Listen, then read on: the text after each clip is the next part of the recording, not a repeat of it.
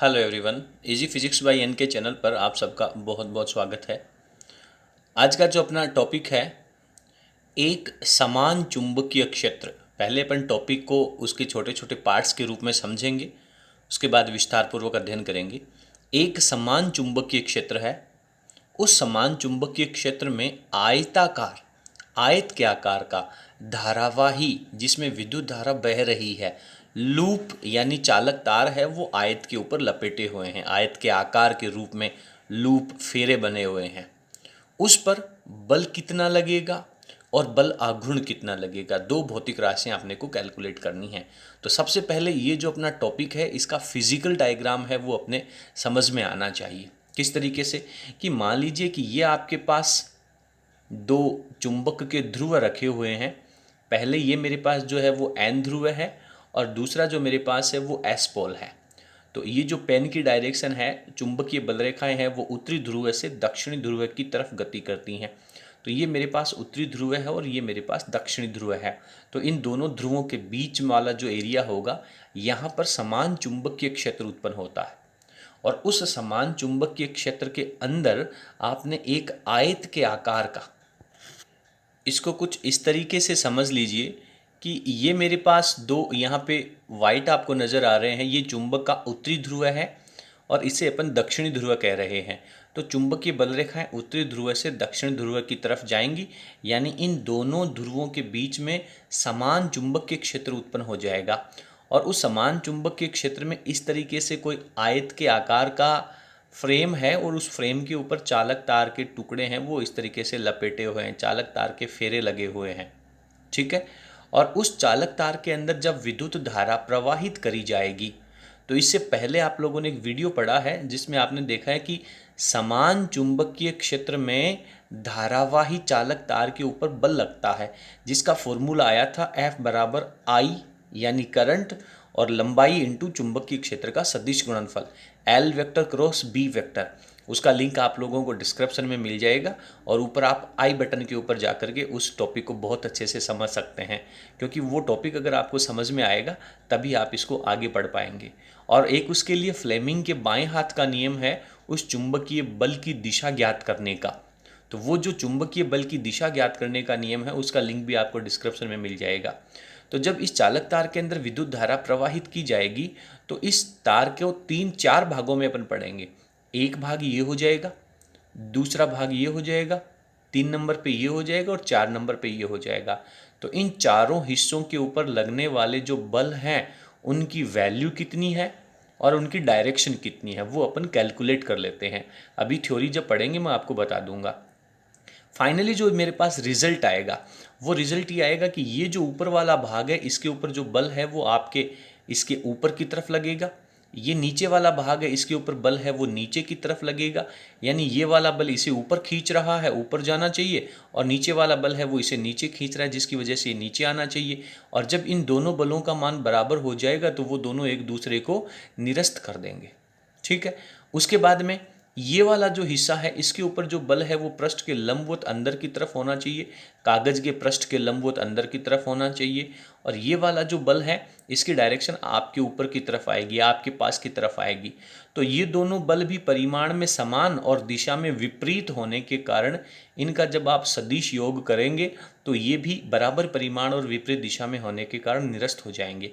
तो जो इसका सबसे पहला पार्ट है, इस धारावाही लूप के ऊपर लगने वाला चुंबकीय बल, उसका रिजल्ट तो आपके पास 0 आ जाएगा। अब बात करते हैं बल आघूर्ण की। तो ये वाला जो बल है जो इसे नीचे की तरफ लेके जा रहा है, ये वाला बल इसे ऊपर की तरफ लेके जा रहा है, और इन दोनों के बीच में लंबवत दूरी होने के कारण, यानी इन बलों की क्रिया रेखा है वो एक नहीं है। एक बल यहाँ पे नीचे लग रहा है, दूसरा बल यहाँ पे ऊपर लग रहा है। तो उन दोनों बलों के प्रभाव से ये जो आयताकार टुकड़ा है वो इस तरीके से घूम जाएगा। फिर अगेन जैसे ही इसका दूसरा हिस्सा आएगा, वापस उसी तरीके से बल लगेगा। परिणाम स्वरूप ये जो आयताकार टुकड़ा जो इस चुंबकीय क्षेत्र में रखा हुआ है, जिसमें विद्युत धारा बह रही है, वो घूर्णन गति करने लग जाएगा। और इसी सिद्धांत के आधार पर जितने भी अपने इलेक्ट्रॉनिक इंस्ट्रूमेंट होते हैं जो गतिज ऊर्जा उत्पन्न करते हैं, जैसे आप लोगों का दही बिलोने की मशीन होती है, पानी ऊपर चढ़ाने के लिए जो मोटर अपन यूज़ करते हैं, जितनी भी, जैसे अपना फैन है, पंखा है जो घूर्णन एक्स के ऊपर रोटेट करता है, वो सारे इसी प्रिंसिपल के ऊपर, इसी सिद्धांत के ऊपर आधारित होते हैं। तो इस तरीके से ये जो आयताकार फ्रेम है वो इस समान चुंबकीय क्षेत्र के अंदर घूर्णन गति करने लग जाती है। तो अब अपन इसका पहले बल की वैल्यू निकालेंगे, ये यहाँ पे जो बल है, और उसके बाद में बल आघूर्ण निकालेंगे। इसको दो भागों के अंदर अपन अलग अलग सॉल्व करेंगे। तो इसका पहले अपन डायग्राम बनाते हैं और उसके बाद में थ्योरी लिखते हैं। चलिए, ये मैंने यहाँ पर एक चुंबक का उत्तरी ध्रुव ले रखा है, ये इसका दक्षिणी ध्रुव ले रखा है। अब आप जब आगे वाले चैप्टर में जाएंगे तो आप लोग ये पढ़ेंगे कि चुंबक के ध्रुवों को अलग अलग नहीं तोड़ा जा सकता है। यदि आपके पास कोई चुंबक है और उसको आप उसके दो टुकड़ों के रूप में तोड़ते हैं तो ऐसा नहीं है कि उसका उत्तरी ध्रुव और दक्षिणी ध्रुव अलग अलग हो जाता है। बेसिकली यहाँ पे मैंने क्या ले रखा है कि यहाँ पे मेरे पास दो चुंबक हैं। ये पहली मैग्नेट है, इसका उत्तरी ध्रुव मैंने इस तरफ कर रखा है, इसका मतलब ये इसका दक्षिणी ध्रुव है जो दूर की तरफ है। और उसके बाद में मैंने यहाँ पे जो दूसरी चुंबक रख रखी है, उसका जो उत्तरी ध्रुव है वो इसके बाहर की तरफ है और इसका दक्षिणी ध्रुव है वो इस तरफ है। ऐसा नहीं है कि ये एक ही चुंबक को काट करके उसका एक ध्रुव यहाँ रख दिया और दूसरा ध्रुव यहाँ रख दिया। ये बेसिकली दो सेपरेट अलग अलग चुंबक हैं जिनके अकेले जो ध्रुव हैं, जो प्रभावी ध्रुव हैं, उनकी अपन यहाँ पे चर्चा कर रहे हैं। तो इनके परिणाम स्वरूप क्या होगा कि चुंबकीय बल रेखाएं निकलेंगी और चुंबकीय बल रेखाओं की जो दिशा है वो इसके उत्तरी ध्रुव से दक्षिण ध्रुव की तरफ होती है। इस तरीके से ये चुंबकीय बल रेखाएं निकलेंगी इसके अंदर, और इनके बीच में समान चुंबकीय क्षेत्र, जिसे अपन बी वेक्टर कहेंगे, वो यहाँ पे उत्पन्न हो जाता है। क्लियर है? अब अपन बात करते हैं कि इनके बीच में अपने को क्या रखना है। एक आयताकार लूप रखना है जिसके ऊपर तार लपेटे हुए हैं। तो यहाँ पे मैं एक घूर्णन एक्स ले लेता हूँ जिस एक्स के दोनों तरफ रोटेट होगा ये जो आयताकार लूप है। तो इसको डायग्राम मुझे बनाना है, वो इसका डायग्राम मैं कुछ इस तरीके से बना लेता हूँ कि ये मेरा जो लूप रखा हुआ है वो आयताकार लूप है, ये इसका एक हिस्सा है, ये इसका दूसरा पार्ट है। डायग्राम भी आप लोगों को इसी तरीके से बनाना चाहिए। अब मैं इसका नामकरण कर देता हूँ। इस हिस्से को नाम ए डाल देता हूँ, ये बी है, ये सी है और ये आपके पास डी है। तो इसको आप कुछ इस तरीके से समझिए कि ये मेरे पास जो लूप था वो थोड़ा सा ऐसे झुका हुआ है, और आप जानते हैं कि इसकी जो डायरेक्शन होगी, इसकी जो क्षेत्रफल की दिशा होगी, वो इस पृष्ठ के लंबवत बाहर की तरफ होती है। तो जब ये ऐसे झुका हुआ है तो आपका जो क्षैतिज है, चुंबकीय क्षेत्र की दिशा तो एक्स अक्ष दिशा में है, और अगर ये ऐसे पैरेलल समांतर रखा होता तो इसके जो क्षेत्रफल की दिशा है वो लंबवत अपनी तरफ बाहर की तरफ हो जाती। लेकिन मैंने इसको थोड़ा सा ऐसे टेढ़ा दिखा रखा है, तो टेढ़ा दिखाने पे ये जो लंबवत दिशा थी वो दिशा भी इसके साथ में ऐसे झुक जाती है। तो अब चुंबकीय क्षेत्र की दिशा में और इसके बीच में एक एंगल बन जाता है। यहाँ पे मैं इसके क्षेत्रफल की दिशा को प्रदर्शित कर देता हूँ कि इसका जो एरिया है उसकी डायरेक्शन ए वेक्टर जो है वो इस तरफ है, और इन दोनों के बीच में जो एंगल है वो यहाँ पे अपने पास थीटा बन रहा है, वो यहाँ पे अपन लिख देते हैं। चलिए, अब इसके अंदर करंट फ्लो हो रहा है। तो करंट की जो डायरेक्शन है वो कुछ इस तरीके से करंट फ्लो हो रहा है। आयताकार लूप है तो करंट की डायरेक्शन है वो एक चक्र के रूप में होगी। फिर यदि दूसरा चक्र है तो अगेन करंट है वो इसी तरीके से आगे बहता रहेगा। तो अब अपन यहाँ पे इसके चारों जो हिस्से हैं, ए से बी पर, बी से सी, सी डी और डी ए के ऊपर लगने वाले जो बल हैं उनको अपन अलग अलग सॉल्व कर लेते हैं। तो सबसे पहले मैं इसकी जो बी सी भुजा है इस पे लगने वाले बल को F1 वेक्टर कह देता हूँ, उसकी वैल्यू सॉल्व करूँगा। उसके बाद में ये जो मेरे पास डी ए वेक्टर है, डी ए भुजा है, इस पर लगने वाला जो बल है उसको मैं F2 कह देता हूँ और उसकी वैल्यू कैलकुलेट कर लेता हूँ। इसके बाद में इसका जो डी सी, या पहले ए बी की बात कर लीजिए, ये जो ए बी घटक है इसके ऊपर लगने वाला जो बल होगा वो पृष्ठ के लंबवत अंदर की तरफ होगा, जिसे मैं F3 कह देता हूँ। और ये जो इसका सी डी घटक है इसके ऊपर बाहर की तरफ होगा, इसे अपन F4 वेक्टर कह देते हैं। तो इन चारों बलों की वैल्यू अपन पहले कैलकुलेट कर लेते हैं। इसके लिए अपने को एक चीज़ और लेनी है कि ये जो आयताकार लूप है इसकी ये जो लंबाई है, ए बी वाला हिस्सा है, ये आपका L लंबाई का है, और ये जो इसका ए डी वाला हिस्सा है, जो इसकी चौड़ाई है, इस चौड़ाई को अपन b से रिप्रेजेंट कर देते हैं। b इसकी चौड़ाई हो जाएगी।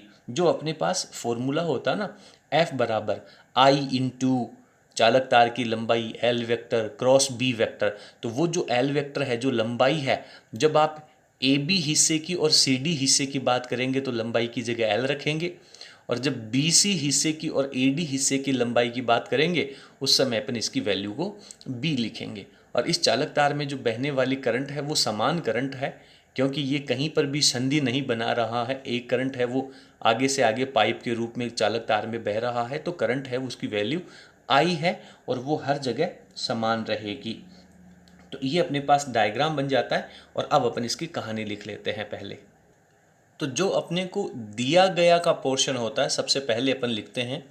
तो क्या क्या बातें अपने को दे रखी हैं वो मैंने यहाँ पे लिखा है कि समान चुंबकीय क्षेत्र बी सदिश है, उसमें आयताकार एक लूप जिसका नाम ए बी सी डी है वो रखा गया है, और उस लूप में वामावर्त दिशा में विद्युत धारा I प्रवाहित हो रही है। ये जो करंट प्रवाहित हो रहा है, वामावर्त दिशा का मतलब है घड़ी के विपरीत दिशा में। चलिए, फिर वो जो लूप है उसकी लंबाई को L कह दिया और चौड़ाई को अपन ने B कह दिया। अब अपन बात करेंगे इसके ऊपर लगने वाले बलों की। तो चारों बल हैं उनके लिए अलग अलग अपन फॉर्मूला निकालेंगे और अलग अलग वैल्यू लिखते हैं चारों की, और साथ में दिशा का भी ज्ञान लिखेंगे।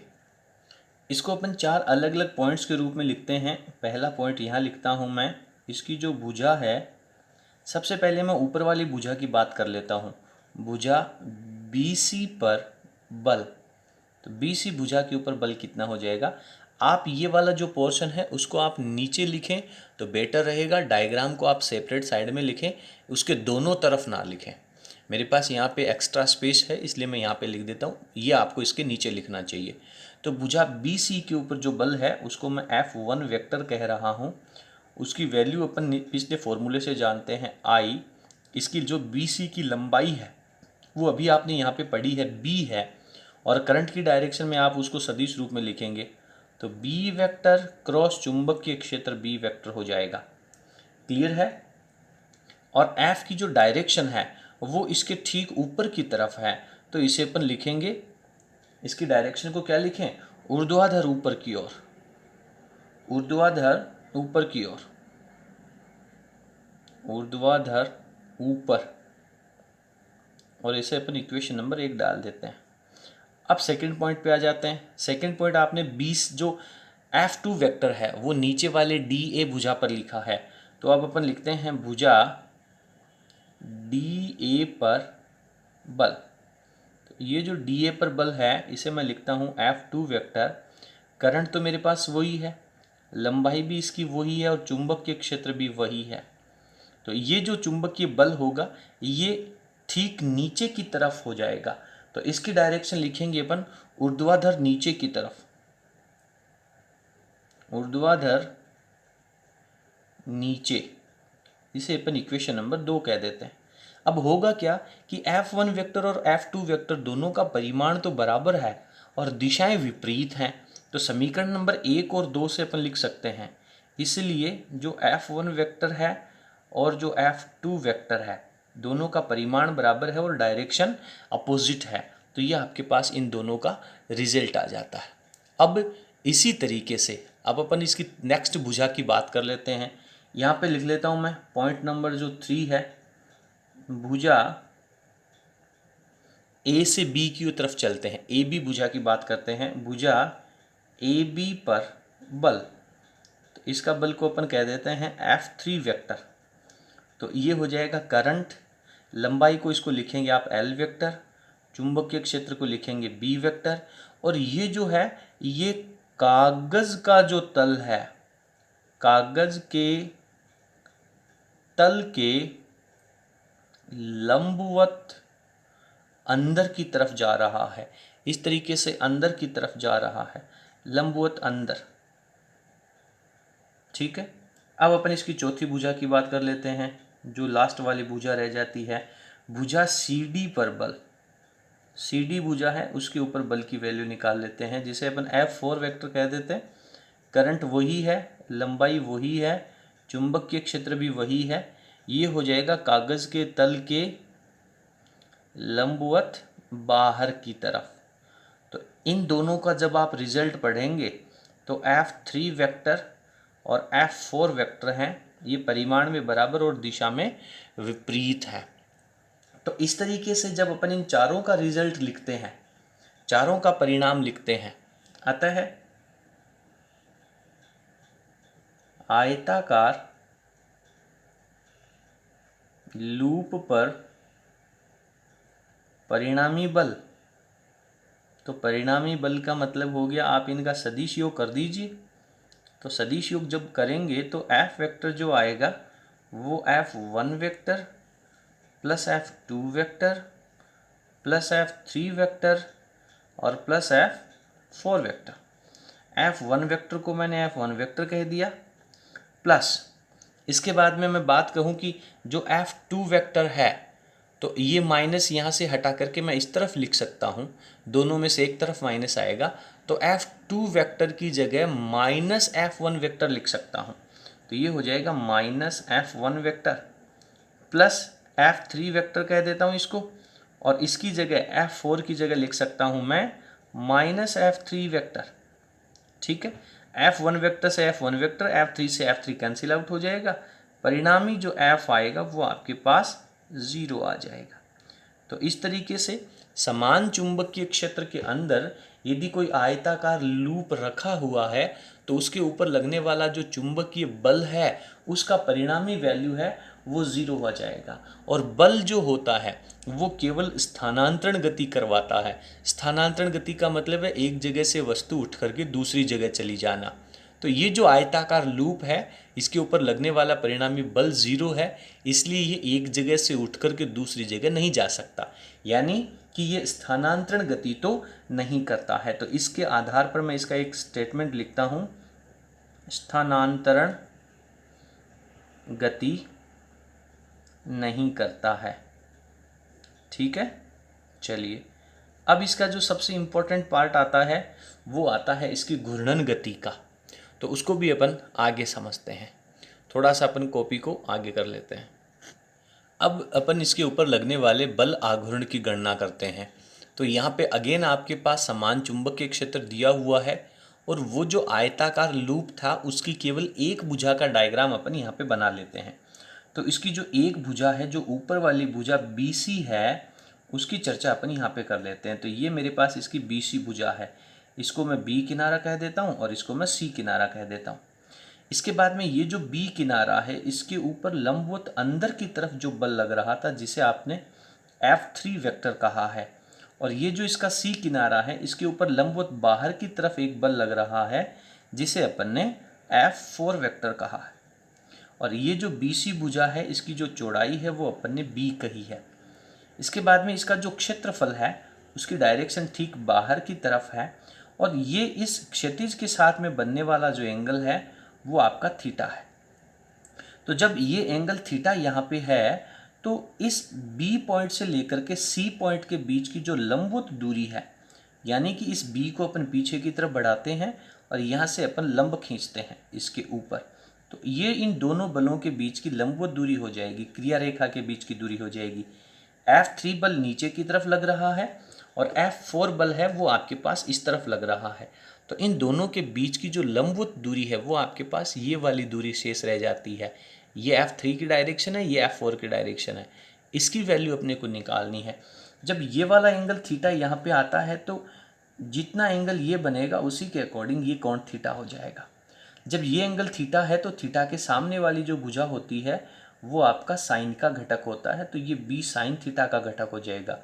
तो इन दोनों के बीच की जो लंबवत दूरी है जो बल आघूर्ण के अंदर अपने काम आएगी वो आपके पास B साइन थीटा हो जाएगी। ठीक है, तो डायरेक्ट अपन यहाँ पे लिखते हैं बल आघूर्ण, इसका फॉर्मूला क्या होता है बल आघूर्ण का फॉर्मूला होता है एक बल की वैल्यू किसी चालक के ऊपर या लगने वाला जो एक बल है, बल युग्म जो आपका है जोड़ा है उसके एक बल इनटू बलों के मध्य की लंबवत दूरी, इनके बीच की लंबवत दूरी अपने को ले लेनी है, इन दोनों का गुणनफल करना है। तो बल आघूर्ण को अपन टो से रिप्रेजेंट करते हैं। एक बल कितना है, एक बल की वैल्यू कितनी आई है, इसकी वैल्यू आई है सर ILB। फॉर्मूले के अनुसार आपके पास जो बल आघूर्ण है उसकी वैल्यू हो जाएगी कि बल आघूर्ण बराबर एक बल का परिमाण। एक बल का परिमाण है कि यह आपके पास जो F3 और F4 आ रहा है उसकी वैल्यू अपने को लिखनी है। तो F3 की वैल्यू आपके पास आपने अभी ऊपर समीकरण नंबर 3 में 4 में लिखी है ILB। तो यहाँ पे मैं वैल्यू लिखता हूँ मैं इसकी IL और B।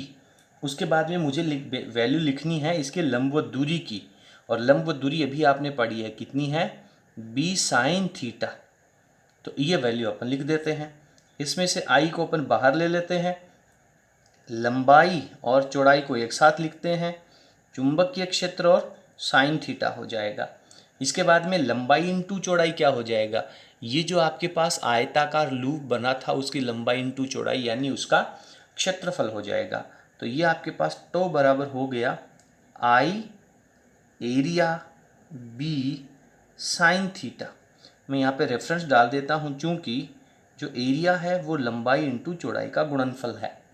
ठीक है, यदि इसमें फेरों की संख्या n है, यदि जो लूप आपने लिया है लूप में n फेरे हैं यानी जो तार के चक्र हैं उनकी संख्या n है, तो जो बल आघूर्ण हो जाएगा वो हो जाएगा आपके पास IAB साइन थीटा। तो पहले था, एक फेरे के कारण था, n फेरे हैं तो n से मल्टीप्लाई हो जाएगा।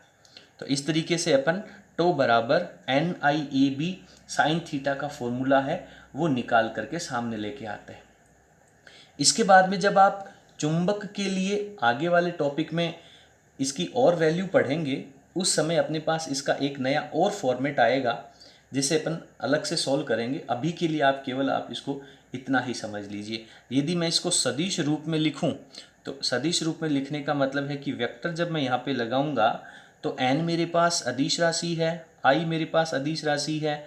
जब साइन थीटा हटेगा तो A vector cross B vector लग जाएगा। तो इस तरीके से मेरे पास बल आघूर्ण की दिशा आ जाती है।